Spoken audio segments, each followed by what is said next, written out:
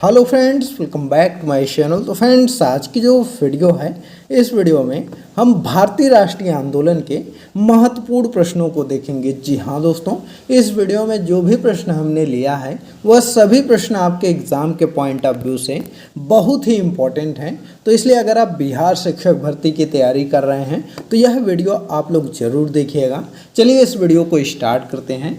पहला प्रश्न हमने लिया है कि सर्वेंट ऑफ इंडिया सोसाइटी के संस्थापक कौन थे। जी हाँ दोस्तों, अगर हम बात करें सर्वेंट ऑफ इंडिया सोसाइटी जो है यह महाराष्ट्र के पुणे में स्थापित हुई थी और 12 जून 1905 ईस्वी को इसकी स्थापना हुई थी। और इसके जो संस्थापक थे वह गोपाल कृष्ण गोखले थे। जी हाँ दोस्तों, कौन थे?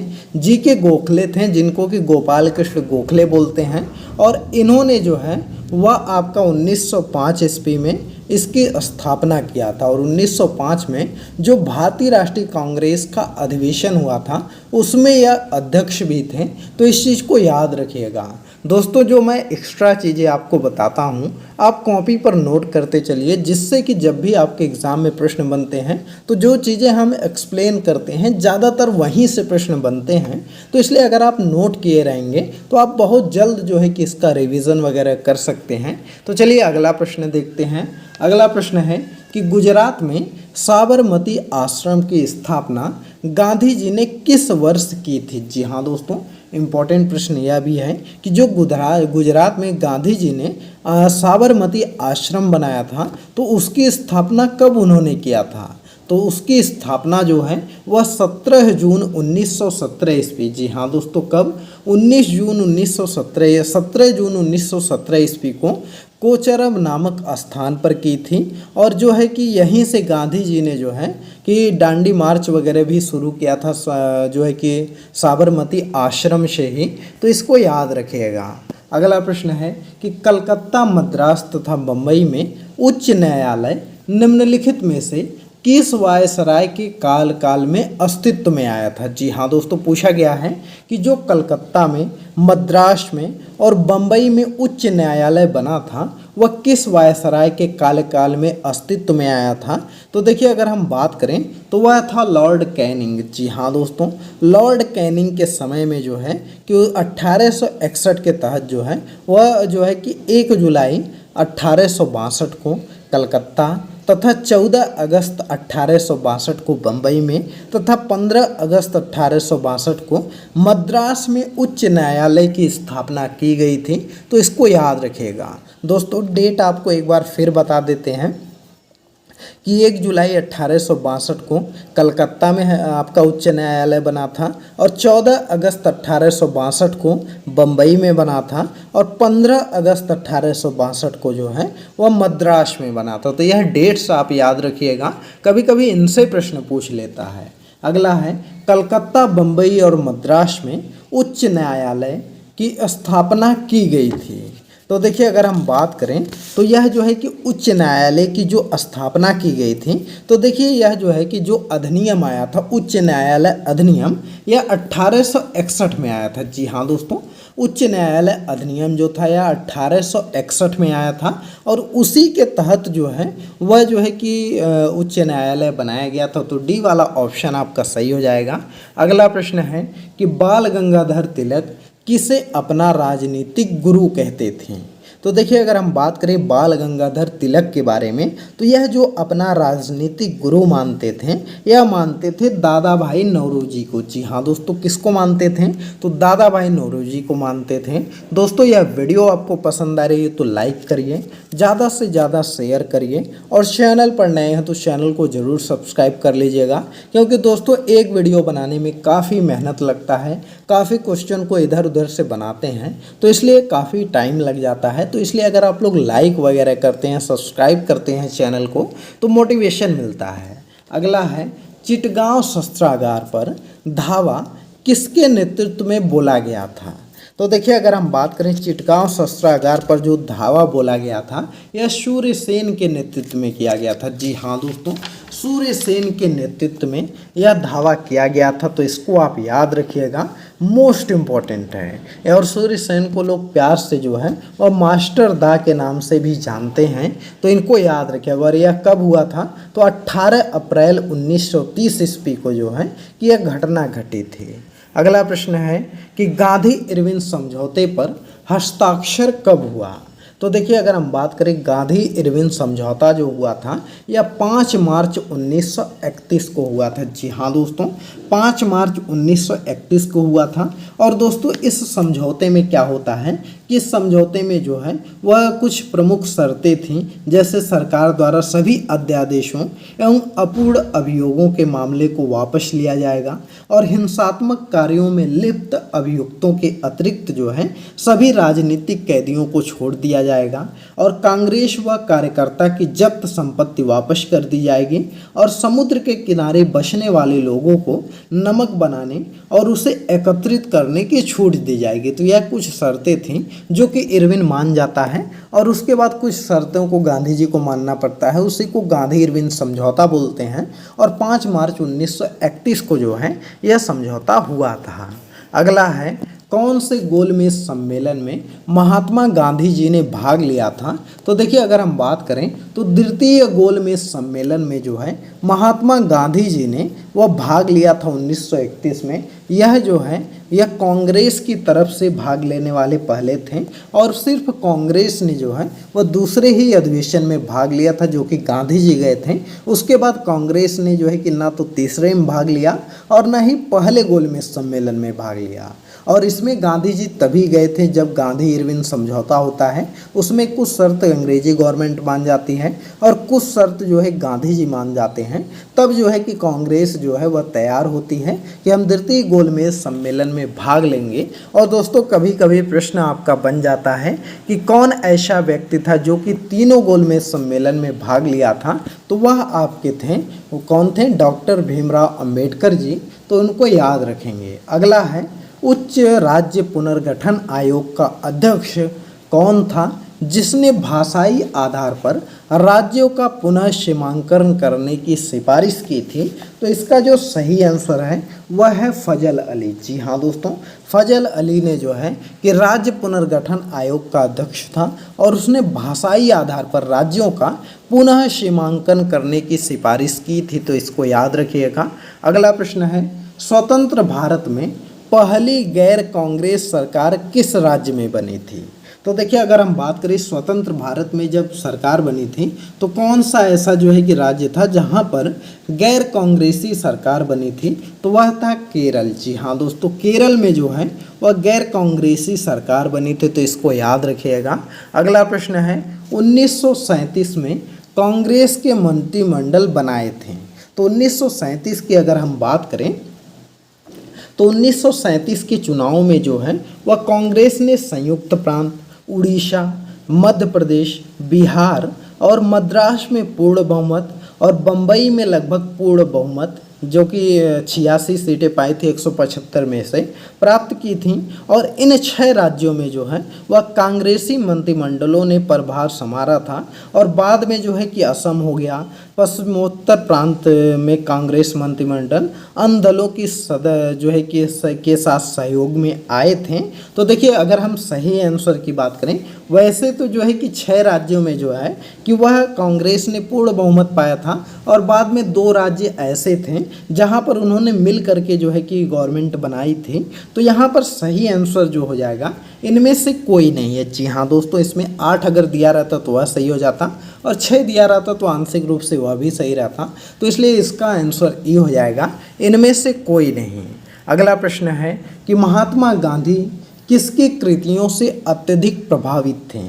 तो देखिए, अगर हम बात करें महात्मा गांधी जी के बारे में तो यह जो है यह लियो टॉलस्टॉय की कृतियों से सबसे ज़्यादा प्रभावित थे। जी हाँ दोस्तों, यह टॉलस्टॉय की जो कृतियाँ थीं उनसे ज़्यादा प्रभावित थे। तो इसलिए इन्होंने जो है वह अफ्रीका में टॉलस्टॉय फॉर्म की भी स्थापना की थी।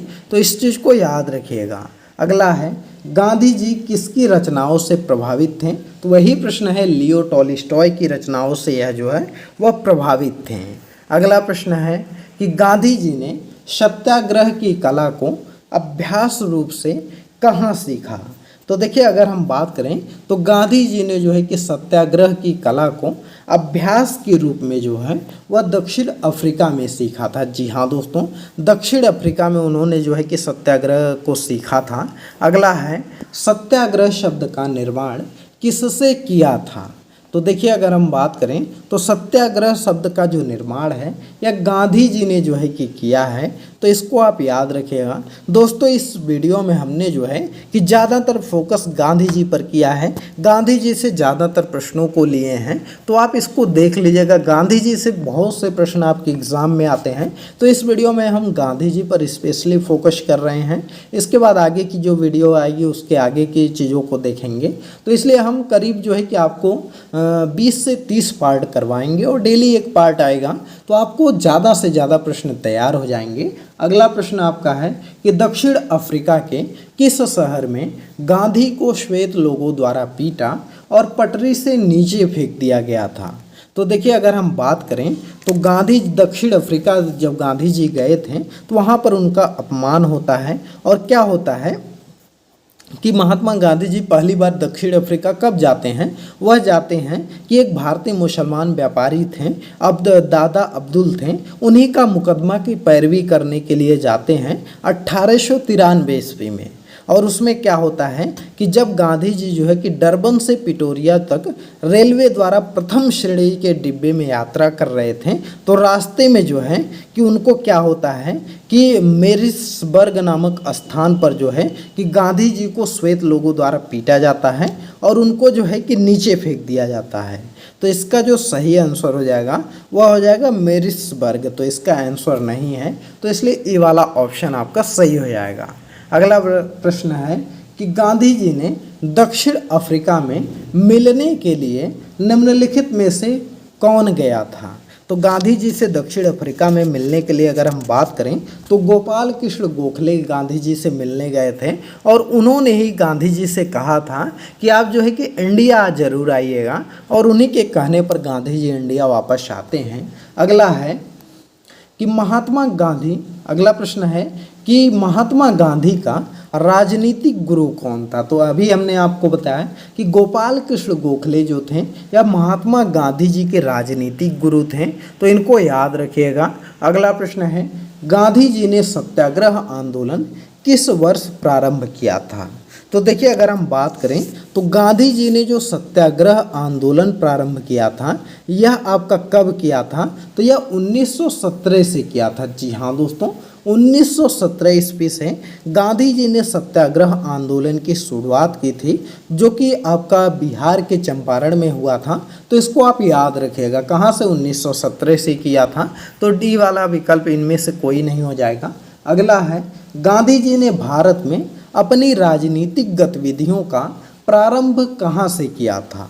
तो देखिए अगर हम बात करें तो गांधी जी ने भारत में अपनी राजनीतिक गतिविधियों का जो है कि प्रारंभ जो है वह कहाँ से किया था, तो वह किया था चंपारण से। अभी हमने आपको बताया 1917 में पहला सत्याग्रह हुआ था, तो चंपारण से जो है कि वह आपका पहला जो है कि वहाँ से उन्होंने राजनीति में प्रवेश किया था।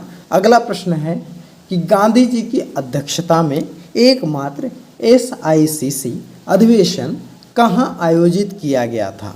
तो देखिए अगर हम बात करें तो यहाँ AICC लिखा है, इंडियन नेशनल कांग्रेस लिखा है। तो देखिए अगर हम बात करें तो गांधी जी जो है कि कौन अधिवेशन कहाँ आयोजित किया था, तो गांधी जी जो अध्यक्षता किए थे वह किए थे बेलगाम के अधिवेशन में। जी हाँ दोस्तों, 1924 में जो बेलगाम का अधिवेशन होता है उसमें गांधी जी ने जो है वह ऑल इंडिया कांग्रेस कमेटी का जो है वह इसमें इन्होंने अध्यक्षता की थी। तो इसको याद रखिएगा दोस्तों। वीडियो पसंद आ रही हो तो लाइक करिए, ज़्यादा से ज़्यादा शेयर करिए, चैनल पर नए हैं तो चैनल को ज़रूर सब्सक्राइब करिएगा। अगला प्रश्न है महात्मा गांधी जी ने सन 1930 में सिविल अवज्ञा आंदोलन कहाँ से प्रारंभ किया था।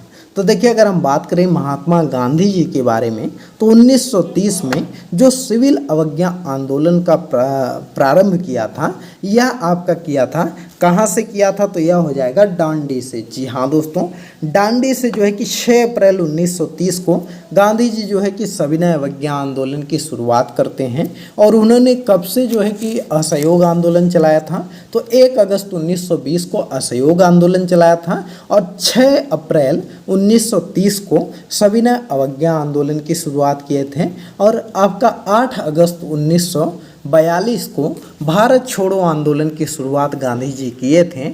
अगला प्रश्न है, गांधी जी खादी को किसका प्रतीक मानते थे। जी हाँ दोस्तों, अगर हम बात करें तो गांधी जी जो है कि खादी को किसका प्रतीक मानते थे, तो वह मानते थे आर्थिक स्वतंत्रता का।